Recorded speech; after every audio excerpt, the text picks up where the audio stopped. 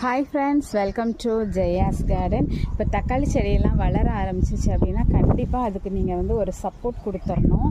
இந்த மாதிரி அது வைக்கும்போதே சப்போர்ட் கொடுத்துட்டா ரொம்பவே பெஸ்ட்டு. அதுக்கப்புறமா இங்கே பாருங்களேன், இப்போ தான் அது பண்ணும்போது தான் உங்களுக்கு காமிச்சிடலாம்.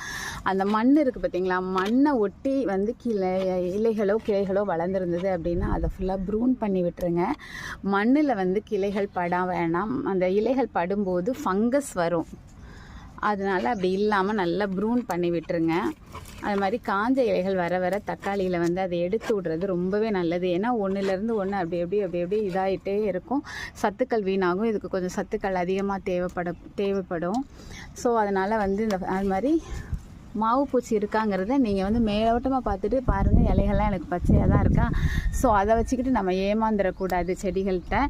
ஏன்னா இவங்க கீழே இருந்து தான் ஆரம்பிச்சிருவாங்க அந்த ஒயிட்டு மாவு பூச்சியெல்லாம். ஸோ அதை வந்து நம்ம மைனூட்டாக நோட் பண்ணிக்கிட்டே இருக்கணும்.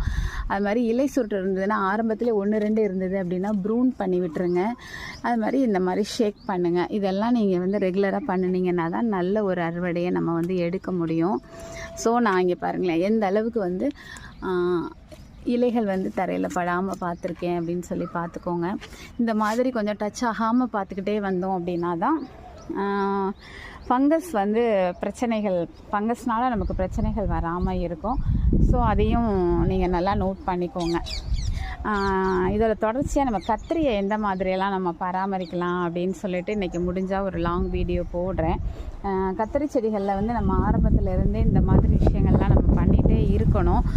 போன வருஷம்லாம் பார்த்திங்கன்னா பயங்கர செழிப்பாக இருக்கும். நம்ம வீட்டில் கத்திரி நிறைய 3 கிலோ அறுவடை பண்ணோம். பட் இந்த தடவை வந்து கொஞ்சம் பராமரிப்பு இந்த இயரில் நம்ம வந்து ரொம்ப கம்மி.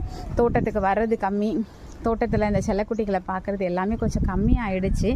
ஆனாலும் அட்லீஸ்ட் என்னால் முடியலை அப்படின்னாலும் எனக்கு தெரிஞ்ச டிப்ஸ் எல்லாம் உங்களுக்கு சொன்னாக்க நீங்கள் அதை ஃபாலோ பண்ணுவீங்கிறதுனால இன்றைக்கி கத்திரி செடி பராமரிப்பு பற்றி உங்களுக்கு ஒரு சின்ன டிப்ஸ் லாங் வீடியோவாக போடுறேன். அதையும் பார்த்து பயன்பெறுங்க. சின்ன விஷயங்கள் தான். அதை நம்ம பண்ணும்போது வந்து கத்திரியில் வந்து நல்ல ஒரு அறுவடையை எடுக்கலாம். ஓகேங்களா? வீடியோ பிடிச்சிருந்தா லைக் பண்ணுங்கள். தொடர்ந்து உங்களோட சப்போர்ட்டை கொடுங்க. பாய்.